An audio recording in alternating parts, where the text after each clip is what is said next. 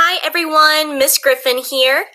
I am so excited for you guys to get your new packets. I've worked really hard on these and I think you're going to like it so much more than your last packet.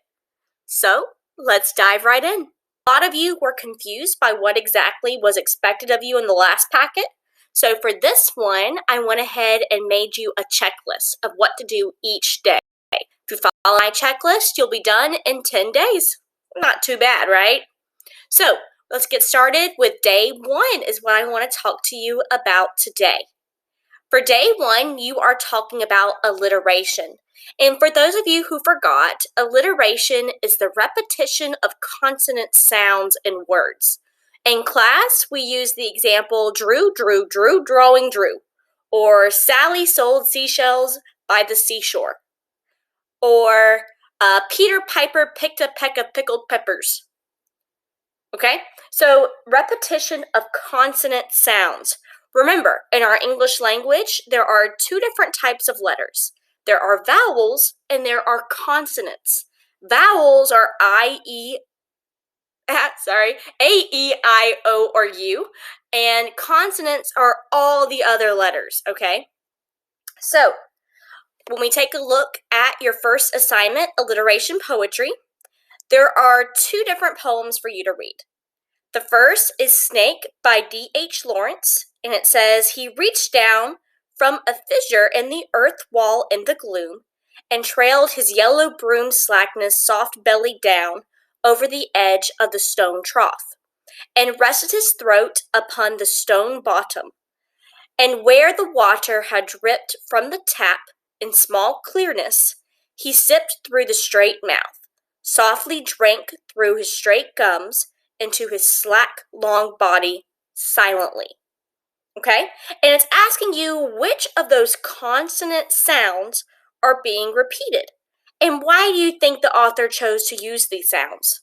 So when you read through it, you're going to underline all of the alliterated words, which means everywhere you see the repetition of those consonant sounds. Okay? And then in the question, you're going to discuss why you think they repeated those sounds. So look through this, read it on your own, find what sounds are being repeated, which consonants are being repeated, okay? Then you're going to read one of my favorite poems of all time, The Raven by Edgar Allan Poe. This is only an excerpt from the poem. It's not the whole thing. It's really, really long, but it is fantastic. So I'm going to read it to you real quick, and then you're going to do the same thing. Once upon a midnight dreary, why I pondered weak and weary over many a quaint and curious volume of forgotten lore. While I nodded, nearly napping, suddenly there came a tapping, as of someone gently rapping on my chamber door. "'Tis some visitor," I muttered, tapping at my chamber door. Only this, and nothing more.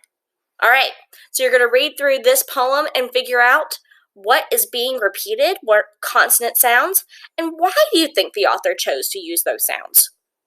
Then your second assignment of the day is something that we've kind of practiced on our own. You made your own alliteration advertisements in class, and now you're going to go through these ads that are already created and decide why did they choose to use alliteration in these advertisements, and how did that help to sell the product?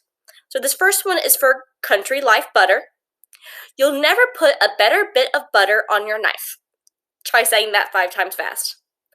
Then you have AOL. Welcome to the World Wide Wow. That one's interesting. And then finally, you have Jaguar. Don't dream it, drive it. So you're just going to tell me why did they use alliteration in each of these advertisements?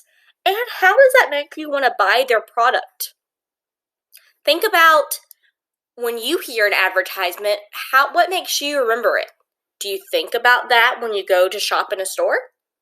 Just some cool things to be thinking about during day one. You should have some fun with this packet. I'm really excited for you guys to see some of the other things I have for you in this. And I will keep on making videos and posting them to walk you through each day. All right, I miss you guys so much, and I really hope we get to see each other again this year. But if we don't, and no one has told me we won't, so I'm still hoping that we will.